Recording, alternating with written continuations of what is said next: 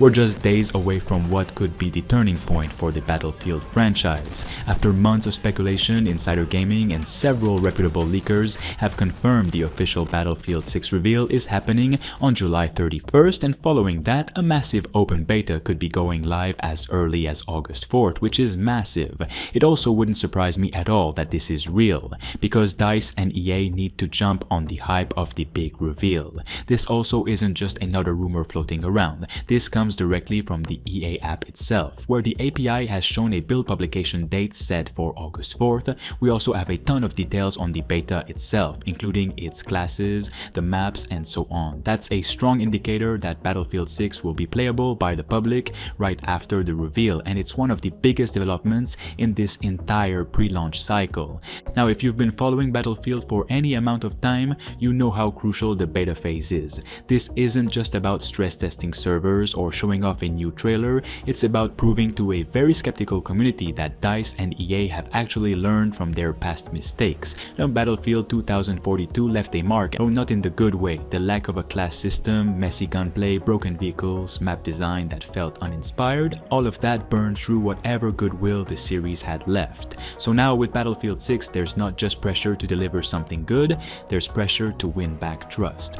According to what's already surfaced, this upcoming beta will actually give players the choice between two gameplay styles, one where you can use any weapon with any class, like 2042, and another more classic Battlefield experience where weapons are locked to specific roles. This is a huge shift. It's a direct response to one of the most controversial changes from the last game, and it shows that DICE is trying to make the experience feel authentic again. Whether you're a medic sticking with SMGs or an engineer hauling around an RPG, there's a clear identity forming again in how you play and how your squad supports each other. The details around this beta are piling up quickly. Based on code found in the EA app, the beta will include early access for pre-orders. That likely means if you lock in your copy of the game starting on reveal day, July 31st, you'll get access to the beta slightly ahead of everyone else. But even for general access, August 4th seems to be the date the wider public will get in.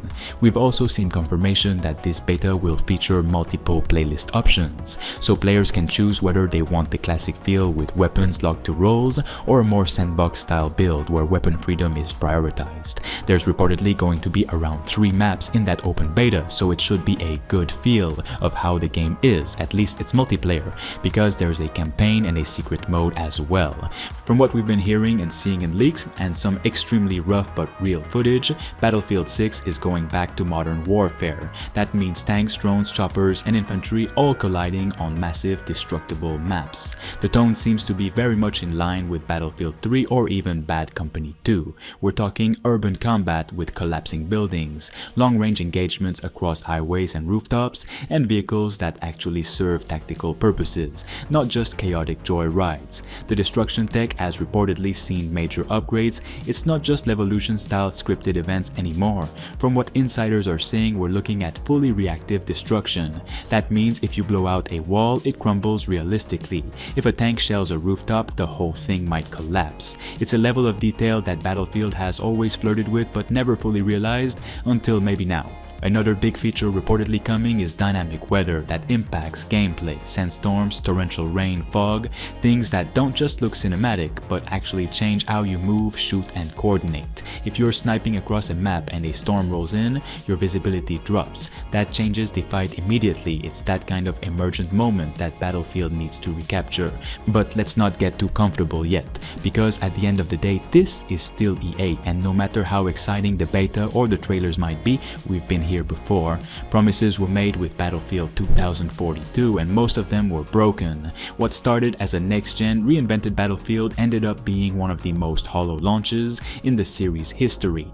It wasn't just the bug, it was the design, it was the lack of focus, and it was the corporate influence. Monetization was half-baked, live service content came too late, and the game's identity felt completely lost. So even if this new game looks great, even if the beta feels smooth, we have to keep in mind who's stealing steering the ship. EA wants this franchise to match Call of Duty's success. They've said it out loud. That means battle passes, storefronts, seasonal content, and all the monetization layers that go along with it. Now that's not automatically a bad thing, but when the focus shifts from gameplay innovation to maximizing retention, that's when you lose what made Battlefield special in the first place, and we're not going to forget that overnight. Still, there's a lot to be optimistic about here, from the return of the class system, to deeper destruction, to modern warfare settings, and large-scale sandbox combat. This is shaping up to be the course correction the series desperately needed. The reveal on July 31st will give us our first proper look, and the beta starting August 4th will let players decide for themselves whether this is real progress or just another slick marketing campaign. And make no mistake, this beta is not just a technical test, it's a referendum on the future of Battlefield. If it delivers, it could reignite the series and bring back lapsed fans who gave up after 2042. If it falls short, the damage could be irreversible.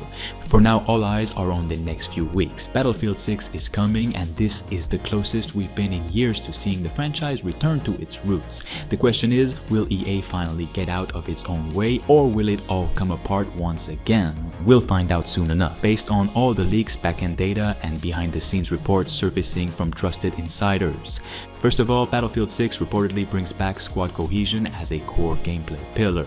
That means actual team synergy, not just 4 players running in different directions with no incentive to work together. The squad revive mechanic, class-specific gadgets, and rumored squad perks could mean we're finally returning to a Battlefield where team play isn't just encouraged, it's necessary. This is something players have been begging for. Battlefield has always been at its best when it's chaotic, yes, but structured chaos, where coordination makes the difference between a steamroll and a last-minute comeback. There's also strong indication that map design this time around is built with infantry combat in mind, not just wide open spaces for vehicles. One of the major criticisms of 2042 was that the maps felt like big empty playgrounds, optimized more for scale than for actual flow. This time, sources say that maps are more densely layered, with meaningful verticality and more odd zones, designed around urban combat, choke points, and flanking routes. That alone would mark a major shift back to the fundamentals that made Battlefield 3 and 4 so replayable, not just because they were pretty, but because they were smartly constructed. Then there's the engine. The Frostbite engine has always been a double-edged sword. It's capable of incredible visuals, physics, and destruction, but it's also notorious for being difficult to work with. Leaks suggest that for Battlefield 6, DICE has made significant upgrades to Frostbite that streamline performance across platforms, especially on current-gen consoles. Expect smoother loading, better asset streaming, and more consistent frame rates. There are also whispers, and these are still rumors, but from credible sources, that a free-to-play mode is coming either at launch or shortly after. This wouldn't be the main mode, but more of a standalone experience in the style of Warzone or DMZ. Make sure you guys like the video and subscribe for more Battlefield 6 content.